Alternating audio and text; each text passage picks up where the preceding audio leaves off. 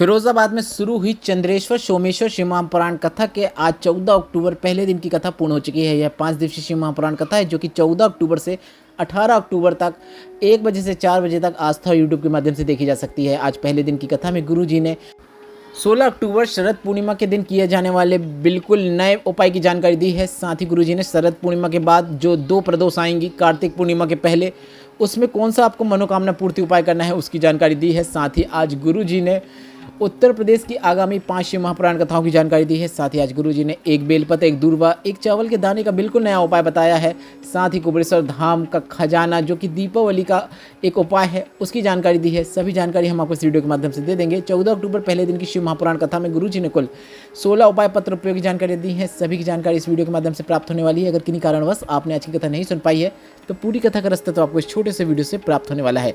बढ़ते हैं आज की कथा की पहली विशेष जानकारी की ओर। गुरुजी ने कहा यह शिव महापुराण कथा 7 दिनों की होने वाली थी, पर करवा चौथ के कारण जीजियों को देखते हुए, माताओं बहनों को देखते हुए 7 दिनों की जगह यह कथा अब 5 दिनों की होगी, क्योंकि 7 दिनों के कारण यह कथा 20 अक्टूबर तक चलती, पर अब यह कथा 18 अक्टूबर को पूर्ण हो जाएगी, क्योंकि 20 अक्टूबर 2024 को करवा चौथ का पर्व मनाया जाएगा। बढ़ते हैं आज की कथा की दूसरी विशेष जानकारी की ओर। गुरुजी ने कहा जब कभी आप कथा पंडाल में बैठकर शिव महापुराण कथा का श्रवण करते हैं तो आपको यह सोचना चाहिए कि आप भोलेनाथ की छत्र छाया में हैं, भोलेनाथ की शरणागति में पहुंच गए हैं और शिव महापुराण कथा का श्रवण कर रहे हैं।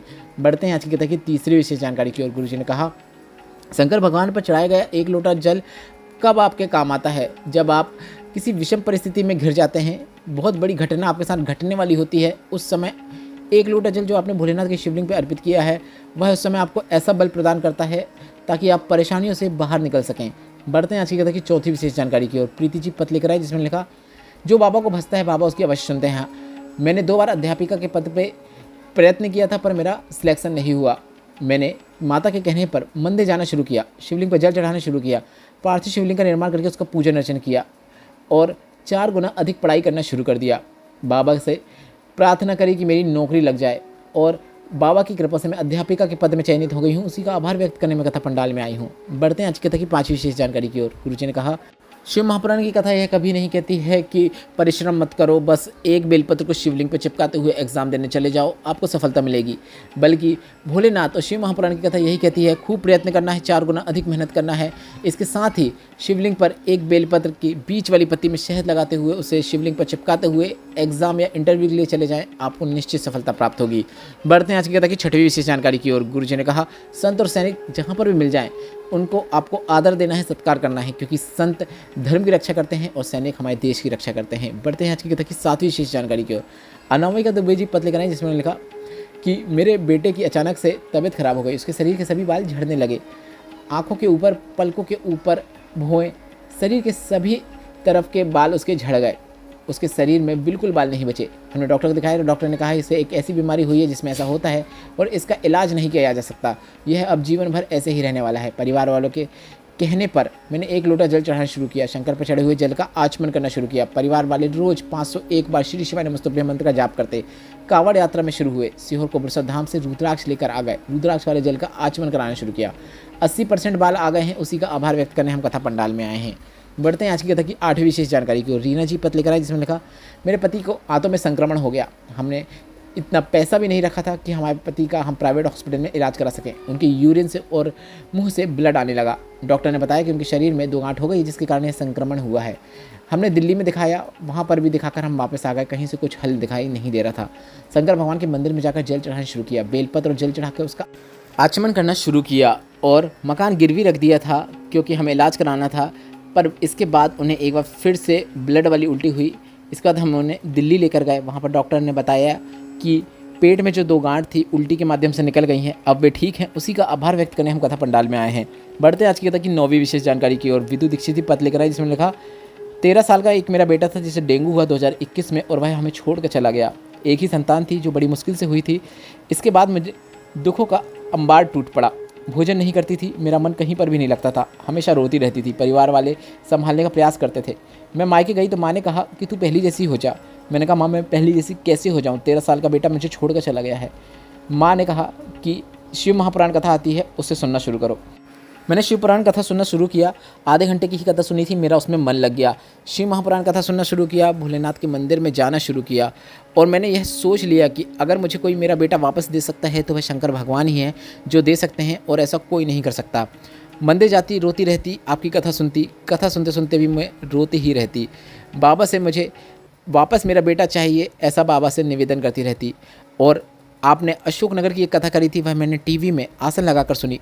डॉक्टर ने कह दिया था कि आपकी ट्यूब ब्लॉक हो गई है, आपको फिर से संतान नहीं हो सकती। इसके बाद हम दूसरे हॉस्पिटल गए, वहाँ पे भी कहा कि आपको संतान नहीं हो सकती। मैंने पशुपतिनाथ व्रत किया, सफ़ेद आंकड़े की जड़ का प्रयोग किया, पर मेरा गर्भ नहीं ठहरा। तब मैंने सुना था कि पंडाल में बैठकर की गई कामना निश्चित पूर्ण होती है। कानपुर की कथा मैंने पंडाल में बैठकर सुनी। एक दिन की ही कथा सुनी थी। वहाँ की मिट्टी को मैंने उदर में लगा लिया, बाबा से कामना कर ली, मुझे मेरा बेटा वही वापस चाहिए, वैसा का वैसा ही।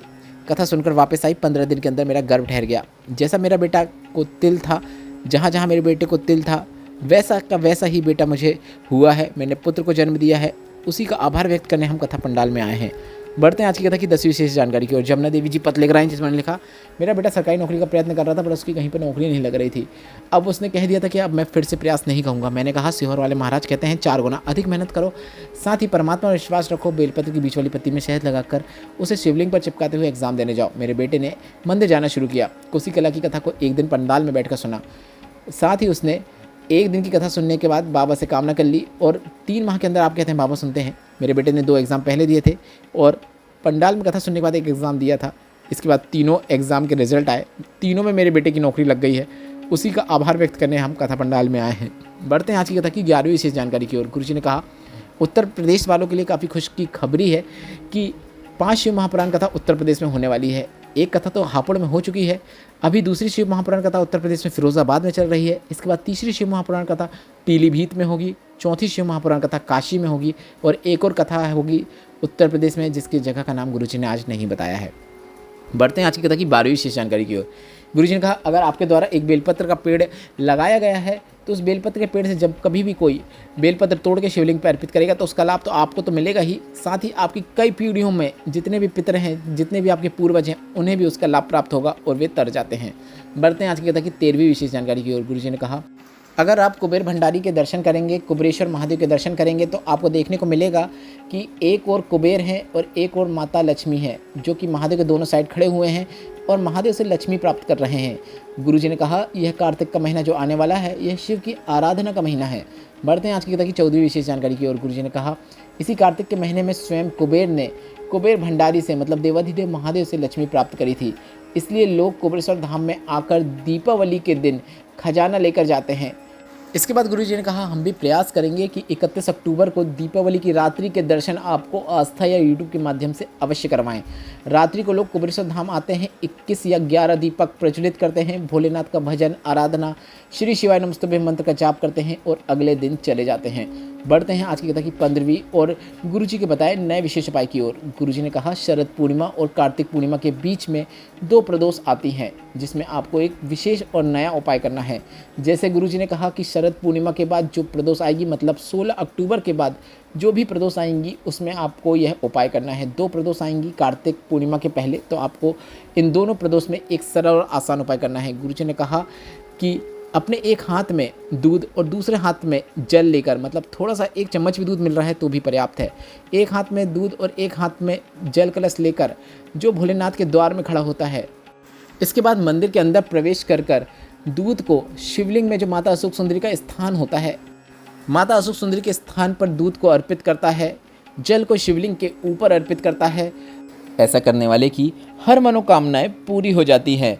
16 अक्टूबर के बाद जो श्राद्ध पूर्णिमा रहेगी, उसके बाद जो भी 2 प्रदोष आएंगी, उनमें आपको यह सरल और आसान उपाय करना है। शिवलिंग में आपको दूध अर्पित करना है माता सुख सुंदरी के स्थान पर। इसके बाद शिवलिंग पे आपको 1 कलश जल अर्पित कर देना है। बस इतना ही करना है, जो भी मनोकामना है वह निश्चित पूर्ण हो जाती है। यह उपाय करते समय आप श्री शिवाय नमस्तुभ्यं मंत्र का उच्चारण या फिर नमः शिवाय या फिर ओम नमः शिवाय मंत्र का उच्चारण अवश्य कीजिएगा। बढ़ते हैं इस वीडियो के 16वें और अंतिम विशेष जानकारी की ओर। आज की कथा में गुरुजी का बताया शरद पूर्णिमा मतलब 16 अक्टूबर को किया जाने वाला बिल्कुल नए उपाय की ओर।